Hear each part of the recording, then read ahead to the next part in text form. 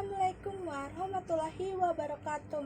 Perkenalkan, saya Siti Lestari dari 11 Keperawatan 1 ingin membacakan ceramah tentang arti ikhlas. Bismillahirrahmanirrahim. Assalamualaikum warahmatullahi wabarakatuh. Pertama-tama marilah kita panjatkan puji syukur kehadiran Allah Subhanahu wa taala yang telah memberikan kita banyak sekali nikmat, sehingga dengan nikmat itu kita masih bisa melaksanakan perintahnya dengan baik. Yang kedua, tidak lupa salawat serta salam semoga selalu tercurah limpahkan kepada junjungan kita Nabi Muhammad SAW, yang dengan perjuangan beliau dan para sahabatnya bisa merasakan manisnya iman, indahnya Islam, dan juga kepada keluarga, sahabat, dan para pengikutnya hingga akhir zaman. Amin. Hadirin yang dirahmati Allah, pada kesempatan ini saya akan menjelaskan tentang arti ikhlas. Ikhlas dalam arti yang sering kita pahami adalah melakukan suatu tanpa mengharapkan imbalan apa-apa. Dalam agama kita, ikhlas adalah melakukan suatu karena Allah Subhanahu wa taala. Ikhlas sendiri mempunyai banyak sekali dimensi dalam kehidupan sehari-hari kita. Contohnya, ikhlas dalam bekerja, ikhlas dalam beramal, ikhlas dalam beribadah, ikhlas dalam merubah sikap menjadi lebih baik. Nah, yang sedih ditinggal pacarnya jangan sedih lagi. Ikhlaskan saja dia dengan yang lain. Mengikhlaskan seseorang karena Allah, maka percayalah kepada Allah akan memberikan seorang yang lebih baik darinya. Dalam konteks ibadah, maka ikhlas berarti melakukan ibadah karena Allah Subhanahu wa taala, bukan yang lain, bukan karena ingin dipuji, bukan karena ingin terlihat seneh, tapi benar-benar semata hanya karena Allah. Allah berfirman dalam surat Al-Baqarah ayat 5 yang artinya, tidaklah mereka diperintahkan kecuali untuk mengikhlaskan agama untuknya.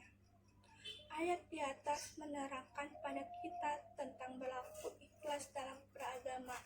Agama apabila tidak dilandasi dengan ikhlas dan kejujuran akan kunyah dan seolah-olah tak berbekas. Orang sibuk memikirkan kepentingan diri sendiri tanpa sedikit pun menentukan agamanya dan prioritas hidupnya. Fenomena di atas banyak sekali terjadi di sekitar kita, bahkan mungkin tanpa sadari kita masuk dalam arus masyarakat yang seperti itu. Nauzubillah min dzalik. Semoga kita dihindari oleh Allah dari sifat seperti itu.